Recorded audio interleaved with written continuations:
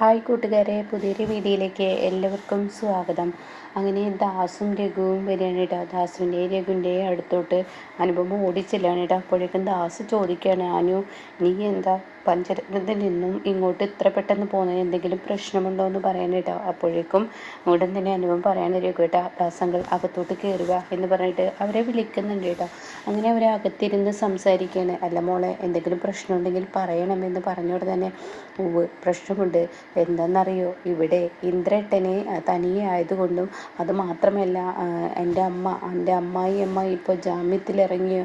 അവർ ജാമ്യത്തിലിറങ്ങിയോ? അതെ, അവർ ജാമ്യത്തിൽ ആരാ ഇറക്കിയത്? അത് ഹർഷയാണെന്നാണ് ഞാൻ കേട്ടത്. അപ്പോൾ അതുകൊണ്ട് തന്നെ അവർ ജാമ്യത്തിലിറങ്ങിയത് കൊണ്ട് തന്നെ എന്നോട് അച്ഛൻ ഇങ്ങോട്ടേക്ക് പോരാൻ പറഞ്ഞു. അത്രേ എനിക്കറിയത്തുള്ളൂ, വേറെ ഒന്നും എനിക്കറിയത്തില്ല. എന്നിട്ട് ഇന്ദ്രൻ എവിടെ? ഇന്ദ്രേട്ടൻ ഇന്ന് അപ്പോഴേക്കും അവിടെ മഞ്ചാടി പറയാണ്, ഇന്ദ്രേട്ടൻ ഇന്ന് എന്തൊക്കെയോ അനുചേച്ചി ഇന്ദ്രേട്ടനോട് സംസാരിച്ചത് കൊണ്ട് തന്നെ ഇന്ദ്രേട്ടൻ ഇന്ന് ഇങ്ങോട്ടേക്ക് വന്നിട്ടില്ല, കുറച്ച് കഴിയുമ്പോഴേക്കും എത്തുമായിരിക്കും എന്ന് പറയുന്നുണ്ട് കേട്ടോ. ഇതേ സമയം നിങ്ങൾ തമ്മിൽ എന്തെങ്കിലും പ്രശ്നം ഉണ്ടാകാനോ?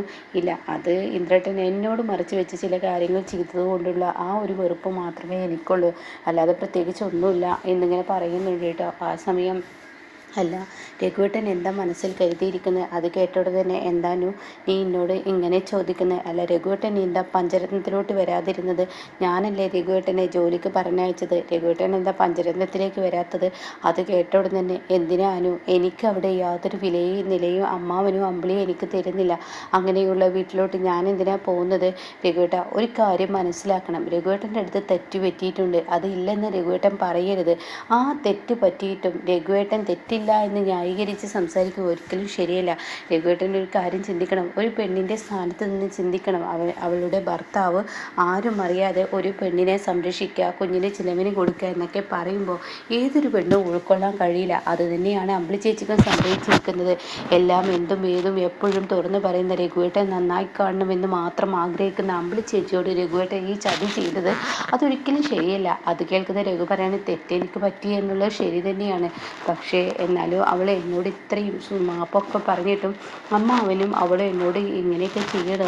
അത് രഘുവേട്ട ഒരു പെണ്ണിൻ്റെ മനസ്സിൽ നിന്ന് വിഷമം മാറാനും കറ മാറാനും കുറച്ച് സമയം എടുക്കും. അതുവരെ രഘുവേട്ടൻ വെയിറ്റ് ചെയ്യണം. രഘുവേട്ടൻ അങ്ങോട്ടേക്ക് ചെന്ന് മിണ്ടണം. അമ്പിളി ചേച്ചിയെ പണ്ടേ അറിയാലോ, എന്തെങ്കിലും കിട്ടിക്കഴിഞ്ഞാൽ അമ്പിളി ചേച്ചിയുടെ മനസ്സിൽ നിന്നും പോവാൻ പണിയാണ്. അതുകൊണ്ട് തന്നെ രഘുവേട്ടൻ്റെ ജീവിതമാണെന്ന് ആലോചിച്ചും ലച്ചുമോളുടെ ജീവിതവും ആലോചിച്ചും ഒക്കെ രഘുവേട്ടൻ അവിടെ അമ്പിളി ചേച്ചിക്ക് മുന്നിൽ മുട്ടുമടക്കി അങ്ങോട്ടേക്ക് ചെന്ന് തെറ്റ് ഏറ്റു പറയുമ്പോൾ തീർച്ചയായും അമ്പിളി ചേച്ചി രഘുവേട്ടനെ സ്നേഹിച്ചു തുടങ്ങുമെന്ന് പറയാൻ കേട്ടോ. എന്നാൽ ഈ സമയം ഇതൊക്കെ കേൾക്കുമ്പോൾ ഉടൻ തന്നെ രഘു എന്തൊക്കെയോ മനസ്സിൽ ചിന്തിക്കുന്നുണ്ട് കേട്ടോ. ഇതേസമയം ദാസ് പറയണേ, എന്തായാലും ഞാനൊന്ന് പഞ്ചരത്നത്തിൽ പോട്ടെ എന്ന് വെച്ചിട്ടാണ്. അച്ഛനെ അമ്മാവനെയും അതുപോലെ തന്നെ അമ്പിളിയെ ഒന്നും കൂടി കാണണം രഘുവിന് വേണ്ടി. ഈ തെറ്റിപ്പോൾ ഇങ്ങനെ മൂർച്ഛിച്ചു പോയി കഴിഞ്ഞാൽ തീർച്ചയായും ഇവരുടെ ജീവിതത്തിലായിരിക്കും വിള്ളൽ വരിക, അതും അമ്പിളി ഇപ്പോൾ 1-2 ദിവസമൊക്കെ ഇപ്പോഴത്തെ ഈ പ്രശ്നത്തിൽ ഇങ്ങനെ ദേഷ്യം പിടിച്ചു നിൽക്കും. പിന്നീട് രഘുവേട്ടൻ അങ്ങോട്ടേക്ക് ചെന്നില്ലെങ്കിൽ പിന്നീട് വീണ്ടും പ്രശ്നങ്ങൾ തുടങ്ങും എന്നിങ്ങനെ രഘുവിനോട് പറയുന്നുണ്ട് കേട്ടോ. എന്നാൽ ഈ സമയം വിനയൻ തൻ്റെ വീട്ടിലോട്ട് ചെന്നിരിക്കുകയാണ്. അപ്പോൾ വിനയൻ ഇങ്ങനെ ആലോചിച്ചിരിക്കുന്നത് കാണുമ്പോൾ ലംബോദരൻ ചോദിക്കുകയാണ്, എന്താടാ നീ ഇത്ര കാര്യമായി ആലോചിക്കുന്നത്? അതൊക്കെ ഉണ്ടെന്ന് കൂട്ടിക്കോ, എന്താണെങ്കിലും എന്നോട് തുറന്നു പറ. അത് പിന്നെ അത് എന്നൊക്കെ പറഞ്ഞിട്ട്, എന്താടാ ഞാൻ ഇന്ന് അനുപമയുടെ വീട്ടിലോട്ട് പോയിരുന്നു, നീ എന്തിനാ ഇപ്പോൾ അനുപമയുടെ വീട്ടിൽ പോകുന്നത് എന്നിങ്ങനെ ലതിക വന്ന് ചോദിക്കുകയാണ് കേട്ടോ. അത് പിന്നെ അമ്മേ, അവർക്കിടയിൽ എന്തോ പ്രശ്നമുണ്ട്, അനുപമ എന്തുകൊണ്ട് അവിടെ നിന്ന് ഇങ്ങോട്ടൊക്കെ പോകുന്നു എന്നുള്ളത് എനിക്കറിയണം. അത് കേൾക്കുന്ന ലംബോദരൻ പറയാണ്, കാര്യമില്ലാത്ത കാര്യത്തിൽ ഇവൻ ചെയ്യാൻ നടക്കും, അതുകൊണ്ട് തന്നെ ഇവനെ ആർക്കും ഇഷ്ടപ്പെടാതെ പോകുന്നത്. ഇവൻ്റെ കാര്യം നോക്കി നടന്നൂടെ? അത് എൻ്റെ കാര്യം തന്നെയാണ്, എൻ്റെ ഭാര്യയും കുഞ്ഞുമാണ് അവിടെ താമസിക്കുന്നത്, ഞാൻ പ്രത്യേകിച്ച് ചെലവിന് കൊടുത്താണ് അവരെ അവിടെ നിർത്തിയിരിക്കുന്നത്, എൻ്റെ മോന് യാതൊരുവിധ കുറവും പാടില്ല. അപ്പോൾ അത് കേട്ടോടെ തന്നെ ലംബോദരൻ പറയാണ്, ചെലവിൻ്റെ കാര്യമൊന്നും നീ പറയണ്ട, നിൻ്റെ പൊട്ട ഭാഗ്യം കൊണ്ട് എല്ലാവരും നിന്നെ സഹായിക്കുന്നു, അത്ര തന്നെ. നീ നിൻ്റെ ജീവിതം തകർക്കരുത്. ഇപ്പം നിനക്ക് ആ വീട്ടിൽ ചെറിയൊരു വിലയും നിലയൊക്കെ കിട്ടുമ്പോൾ ഇങ്ങനെയുള്ള അന്വേഷണവും എന്തിനു അനുഭവം വന്നു, എന്തിനിങ്ങോട്ടേക്ക് പോന്നു എന്നുള്ള ആ അന്വേഷണമൊക്കെ നടത്തിക്കഴിഞ്ഞ് തീർച്ചയായും അത് നിൻ്റെ ജീവിതത്തെ തന്നെയാണ് ബാധിക്കുക. ഇപ്പോഴും ചീര നിന്നേറ്റ് അടുത്തിട്ടില്ല, അത് നീ ഓർക്കുന്നത് നല്ലതാണ്. അനന്തം മാഷും മറ്റുള്ളവരൊക്കെ നമ്മളേക്ക് സഹകരിക്കുന്നു എന്ന് മാത്രം, പക്ഷെ ആ സഹകരണം നിൻ്റെ ഈ പ്രവൃത്തി കൊണ്ട് ഉണ്ടാവാൻ പാടില്ല. എന്നിട്ട് അനുപമയുടെ അടുത്ത് പോയിട്ട് നിനക്ക് എന്ത് കിട്ടി? അത് കേട്ടോടെ തന്നെ അവൾ എന്തോ മറച്ചു വെക്കുന്നുണ്ട്, അതെനിക്ക് ഉറപ്പാണ്. അവളിപ്പോൾ നിങ്ങളൊക്കെ സംസാരിച്ചതുപോലെ തന്നെ സംസാരിച്ചത്. ചീരുവുമായി ജീവിക്കണമെങ്കിൽ അവൾക്ക് അവൾ പറയുകയാണ് എല്ലാവരുടെയും ആ ഒരു സപ്പോർട്ട് ചീരുവിന് കൊടുത്താൽ മാത്രമേ ഇവനെ നിൻ്റെ കൂടെ ചീരു ജീവിക്കത്തുള്ളൂ എന്ന്. അത് കേട്ട ഉടനെ തന്നെ ലതിക പറയണം ശരിയല്ലേടാ, അവരെല്ലാവരും ഒരുമിച്ച് നിന്നാൽ മാത്രമാണ്, രഘു അമ്പിളി അന്ന് ഒരുമിച്ച് നിന്നത് കൊണ്ടാണ് ഇന്ന് നിനക്ക് ആ മോനുണ്ടായത്, അതും കൂടി നീ മറക്കണ്ട കേട്ടോ എന്നൊക്കെ പറഞ്ഞ് ഓർമ്മപ്പെടുത്തുന്നുണ്ട്. അപ്പോൾ ലംബോദരൻ പറയുന്നത് ഇവനൊരിക്കലും നേരാവത്തില്ല, ഇവൻ്റെ കാര്യം മാത്രമേ ഉള്ളൂ, ഇവന് ഇപ്പോഴും ഈ കുനിഷ്ടും കുന്നായ്മയും ചെയ്യലും കൂടി നടത്തി കഴിഞ്ഞാൽ ഇവന് ഇനിയും തിരിച്ചടി കിട്ടാനിരിക്കുന്നേ ഉള്ളൂ എന്നൊക്കെ ഇങ്ങനെ പറയുന്നുണ്ട് കേട്ടോ. ഇതേ സമയം ഇപ്പുറത്തെ എല്ലാവരും ഇരുന്ന് ഭക്ഷണം കഴിക്കായിരുന്നു. അതായത് സോനയും അതുപോലെ പ്രതിഭയും മറ്റുള്ളവരൊക്കെ ആയിട്ട് എല്ലാവർക്കും ഭക്ഷണം വിളമ്പി കൊടുക്കുന്നുണ്ട്. തൻ്റെ അമ്മ പൈപ്പ് വെള്ളം കുടിച്ച് മുറ്റത്ത് ഇരുന്നിരുന്ന അമ്മ പിന്നീട് വരാന്തയിൽ വന്നിരിക്കുകയാണ് കേട്ടോ. ആ റൂമിൽ പോലും താൻ കിടക്കണ്ട എന്ന നിലപാട് എടുത്തിരിക്കുകയാണ് സുശീല. ഇനിയിപ്പോൾ റൂമിൽ കയറി കഴിഞ്ഞാൽ ജാമ്യത്തിലിറങ്ങിയ പ്രതി മറ്റുള്ളവരുടെ വീട്ടിൽ റൂമിൽ കയറി കിടക്കുന്നു എന്നുള്ള ആ വാക്ക് പറയണമെന്ന് കരുതി സുശീല പുറത്തിരുന്ന് നിൽക്കുന്നു. എന്നാൽ മക്കളെല്ലാവരും കൂടി ഒരുമിച്ച് ഹോളിൽ ഭക്ഷണം കഴിക്കുകയാണ്. സുശീലയാണെങ്കിൽ ഈശ്വര എൻ്റെ മക്കളെ എന്നെ വിളിക്കുമായിരിക്കും എന്ന പ്രതീക്ഷയൊക്കെ തന്നിലുണ്ട് കേട്ടോ. പക്ഷേ ആ പ്രതീക്ഷകളെല്ലാം കണക്കുകൂട്ടലുകളെല്ലാം തെറ്റിയിരിക്കുകയാണ്. തൻ്റെ മോള് പോലും തന്നെ വിളിക്കുന്നില്ല. അങ്ങനെ ഇവർ ഭക്ഷണം വിളമ്പുന്ന സമയത്ത് സുശീലയുടെ ഇടനെഞ്ച് പൊട്ടിത്തുടങ്ങാൻ കേട്ടോ.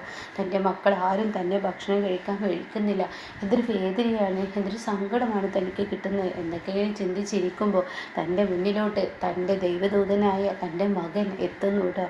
അതായത് ഇന്ദ്രൻ എങ്ങനെ നോക്കിയാലും അനുപമയുടെ അടുത്തോട്ട് പോകാൻ തോന്നുന്നില്ല. അതുകൊണ്ട് തന്നെ ഇന്ദ്രൻ അവിടെ നിന്നും നേരെ പോന്നിരിക്കുന്നത് സുശീലയുടെ അരികത്തോട്ടാണ് കേട്ടോ. ഇന്ദ്രൻ പതിയെ ഗേറ്റ് തുറന്ന് വരുമ്പോൾ സുശീല ഇങ്ങനെ നല്ല സന്തോഷത്തോടു കൂടി ഇങ്ങനെ നോക്കണം കേട്ടോ. അപ്പോഴേക്കും ആരാണ് ഈ സമയത്ത് വരുന്നതെന്ന് അറിയാൻ വേണ്ടി സോന എത്തിച്ച് നോക്കുമ്പോൾ ഉടൻ തന്നെ സോന പറയുന്നു, ദേ സത്യേട്ടാ, ഇന്ദ്രേട്ടനാണ് വരുന്നത്. അത് കേട്ട ഉടൻ തന്നെ ഇന്ദ്രേട്ടനോ? അപ്പോഴേക്കും സുശീലക്കൊരു ജീവനൊക്കെ വെച്ചു കേട്ടോ. അങ്ങനെ ഇന്ദ്രനാണെങ്കിലോ തൻ്റെ അമ്മ അവിടെ ഇരിക്കുന്നത് കാണുമ്പോൾ ഒരു നോട്ടങ്ങ് നോക്കിയതിന് ശേഷം താൻ അകത്തോട്ട് കയറി പോവുകയാണ്. പിന്നീട് ഇന്ദ്രേട്ടൻ എന്തെങ്കിലും കഴിച്ചോ? ഇന്ദ്രേട്ടൻ എന്താ ഇന്ന് ഇങ്ങോട്ടേക്ക് പോവാനേ?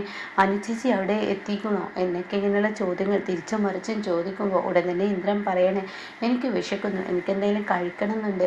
അപ്പം തൻ്റെ അമ്മ ആ മുക്കിലിരിക്കുന്ന ആ ഒരു രംഗം ഇങ്ങനെ മനസ്സിൽ വീണ്ടും വീണ്ടും ഇങ്ങനെ കണ്ടുകൊണ്ടിരിക്കുകയാണ് കേട്ടോ. ഇന്ദ്രനെ സഹിക്കുന്നില്ല. ഇന്ദ്രന് വല്ലാത്തൊരു വേദന തന്നെ തോന്നി തുടങ്ങാനായിട്ട്. അങ്ങനെ ഇന്ദ്രൻ ഇങ്ങനെ വളരെ സങ്കടത്തോടു കൂടി ഭക്ഷണം കഴിക്കുമ്പോൾ ഉടനെ ഇന്ദ്രൻ ചോദിക്കുകയാണ്, അമ്മക്ക് ആരെങ്കിലും എന്തെങ്കിലും കൊടുത്തോ എന്ന് ഇന്ദ്രൻ ചോദിക്കാനായിട്ട്. അത് കേൾക്കുന്ന സോന പറയണേ, ഇന്ദ്രേട്ടനെയും അനുചേച്ചിയെയും ഇങ്ങോട്ടേക്ക് വരുത്തിച്ചതിന് ശേഷം മാത്രമാണ് അമ്മയോട് ഞങ്ങൾ സഹകരിക്കത്തുള്ളൂ, അമ്മക്ക് ഈ വീട്ടിൽ എന്തും ഞങ്ങൾ ചെയ്യത്തുള്ളൂ, അമ്മയ്ക്ക് വേണ്ടി ഞങ്ങളൊരു ഭക്ഷണം ഉണ്ടാക്കി കൊടുക്കുകയോ ഭക്ഷണം കൊടുക്കുകയോ ഒന്നും തന്നെ ചെയ്യത്തില്ല, അതുകൊണ്ട് അമ്മക്ക് ഞങ്ങൾ ആരും ഭക്ഷണം കൊടുത്തില്ല എന്ന് പറയട്ടോ. ഇത് കേൾക്കുന്ന ഇന്ദ്രന് വലിയ സങ്കടമാവുകയാണ്.